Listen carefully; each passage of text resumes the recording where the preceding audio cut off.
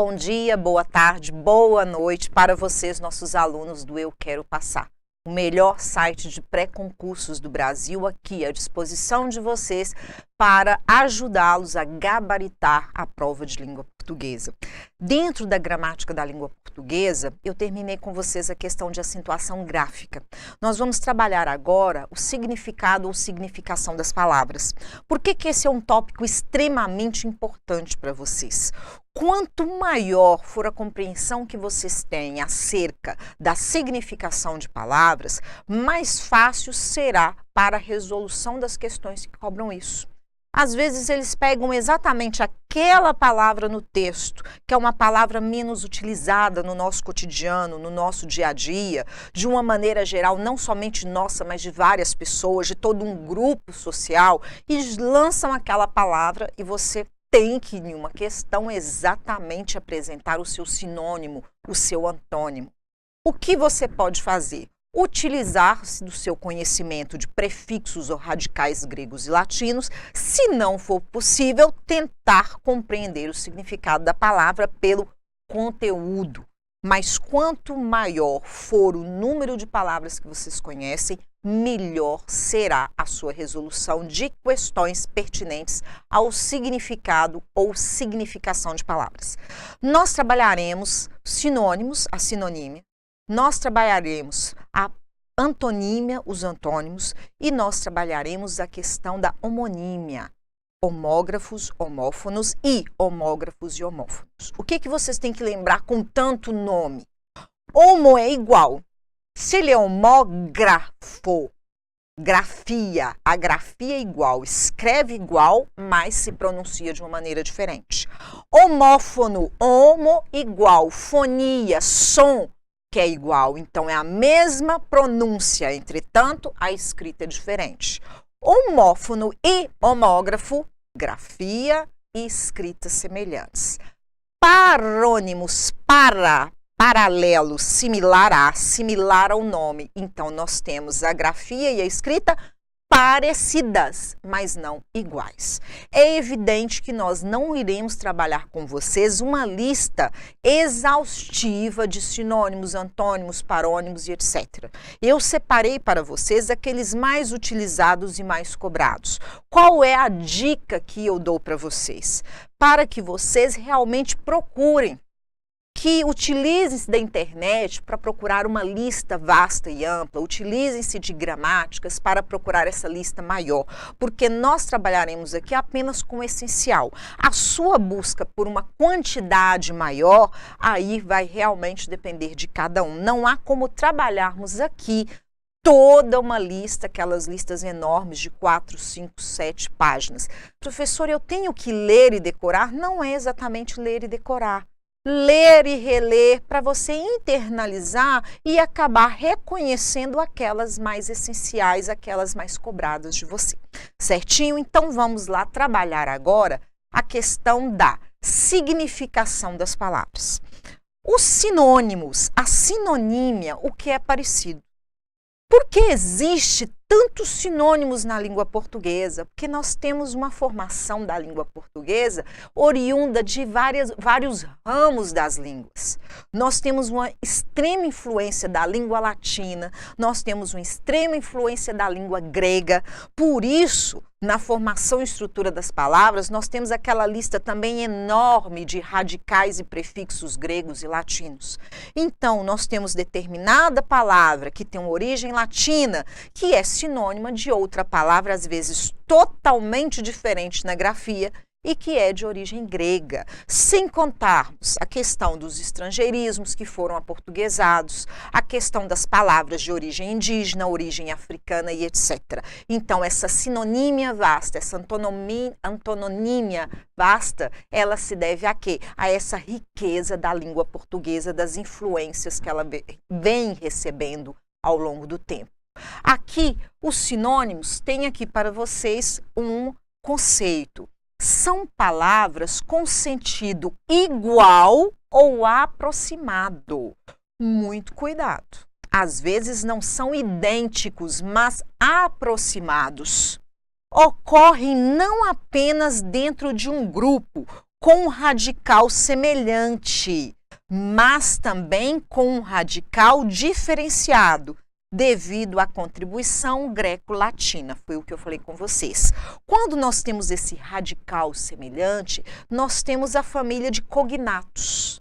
Amor, amoroso, amorosamente, amorzinho. Então, nós temos um radical e, a partir dele, sufixos são acrescentados. Então, nós temos palavras cognatas que vêm a partir de um mesmo radical e vêm também carregado com uma mesma semântica, com um significado aproximado.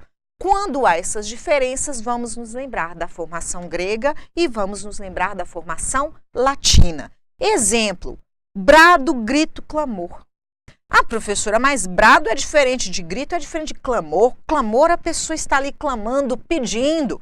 Não é igual ao grito. Gente, para pensar. Alguém grita por gritar, uma pessoa normal. Não estou falando de uma pessoa que tem distúrbios psicológicos e psiquiátricos. Quando alguém grita, na realidade, aquele grito era para que alguém venha. Ela quer demonstrar, é uma maneira instintiva de demonstrar um medo, um receio, um susto. Aquele grito é para se expressar e quanto mais alto, melhor. É para que alguém ouça, alguém venha. Então, na realidade, é uma espécie de clamor. E lembrem-se, as palavras não têm que ter sentido igual, o sentido também é aproximado. Vamos lá, translúcido e diáfano. Essas palavras, professor, eu nunca vi esse diáfano. Viu sim. Lá na sua aula do ensino médio, quando você estava no 2º ano, você deve ter estudado em literatura brasileira que o simbolismo tinha características do diáfano, do translúcido. Mas a senhora quer que eu lembre isso lá do meu ensino médio? Querer, eu não posso querer, né? Mas você pode ser que não se lembre, mas a partir de agora você pode se lembrar. Tem gente que vai falar, nem aula de literatura eu assistia. Exatamente por isso que você não conhece essa sinonímia. Um vai ter o quê? Origem latina, o outro tem origem grega. Transformação, metamorfose. Olha, prefixo trans e meta. Eles têm o mesmo sentido, moral e ética. Existe uma discussão muito grande na área de direito, quem aí tem a formação jurídica, de uma diferença mínima entre moral e ética. Eles dizem que um está inserido no outro, existem ramos que colocam a ética dentro da moral e vice-versa. Isso não vem ao caso aqui na sinonímia. O importante é você imaginar que são sentidos aproximados. Se a pessoa age com ética, ela está agindo moralmente. Se ela age com moral, ela está agindo com ética. Imagine sempre essa ideia de que eles têm que andar o quê? Em conjunto. A moral e a ética andam em harmonia. Certinho? Então, trabalhamos os sinônimos ou a sinonímia, vamos seguir adiante. Vamos trabalhar agora os antônimos, as palavras contrárias. Cuidado com essa aproximação. Também não existe aquela necessidade de ser um antônimo idêntico, totalmente oposto. Vamos lá. São palavras de significação oposta. Exemplos: bem dizer, mal dizer. Fica muito tranquilo. Nós só mudamos aqui o prefixo e mantemos aqui o dizer. Uma é exatamente o oposto da outra. Mal e bem, lembram-se? Mal com L, bem, advérbios. Mal e bom, olha, adjetivos. Concórdia, discórdia. Os exemplos trabalharam os prefixos de negação. Ativo e inativo. Feliz e infeliz. Alegre, triste. Dia, noite. Ué, professora, mas dia e noite são antônimos? Sim. Principalmente quando são trabalhados dentro da poesia. Você tem esse trabalho lá que normalmente, dentro de figuras de linguagem, é chamado de quê? De antítese. A antítese, a base dela são os antônimos. E os programas de concurso, as bancas têm cobrado de vocês as figuras de linguagem. A antítese é uma das favoritas e o paradoxo, que trabalha com o contraste de ideias, também tem sido bastante pedido, certo? Então, os antônimos têm relação com a antítese da sua figura de linguagem. Certinho? Vamos seguir adiante, porque antônimos e sinônimos bem tranquilos. Vamos agora para os homônimos. Os homônimos são o quê? Nomes iguais. Aí que nós vamos trabalhar aquela divisão que eu comentei no início da aula. São palavras que possuem igualdade fonética no som, na fala, ou gráfica, na escrita, entre vocábulos de significação diferente. Aí que está a questão. Pode ter o mesmo som, grafia diferente. Mesma grafia, som diferente. Som e grafia iguais. Som e grafia parecidos. Mas o significado de todos tem que ser diferente. É isso que a banca cobra de vocês. Quando nós formos resolver os exercícios das questões, vocês vão ver que eles cobram o mínimo de conhecimento de vocês. No caso da paronímia, o famoso mandato. Incipiente com C, incipiente com S. Vultoso, vultuoso. Inflação, infração. A paronímia é a campeã de cobrança, então muito cuidado com isso. Então nós vamos trabalhar essa questão de igualdade, tanto a fonética quanto a gráfica entre os vocábulos. E significação diferente. Podem ser homógrafos, grafia igual, som diferente. Homófonos, som igual, grafia diferente. Homógrafos e homófonos, som e grafias iguais, mas significados diferentes. Vamos adiante. Continuando com os homônimos, nós vamos ver a questão dos homógrafos, aqueles que têm a mesma escrita, a mesma grafia, mas eles têm o quê? A fonética, sonoridade diferente. São palavras com a mesma grafia e diferente pronúncia fonética e diferente significado. Tranquilo. Vamos lá. Isso aqui é feito normalmente entre substantivo e verbo. Lembram da última aula, a última questão de concurso, que pediu uma palavra que necessariamente recebe o acento gráfico? E eu mostrei para vocês o substantivo história e o verbo historia conjugado. A palavra, o substantivo amém e o verbo conjugado amar, amém, no subjuntivo. Então, é exatamente esse tipo de coisa que acontece. O que nós temos no história e no historia? Nós temos a mesma grafia, mas nós temos sons diferentes. Lá, se nós temos a mesma grafia, nós temos homógrafos, certo? Que é exatamente o que nós temos aqui. Mas aqui, somente na última palavra nós temos um acento gráfico para diferenciar. No restante, olha bem, a escrita é igual, o som é diferente. É o mesmo caso da nossa questão de concurso. Almoço. O almoço de hoje foi delicioso. Almoço.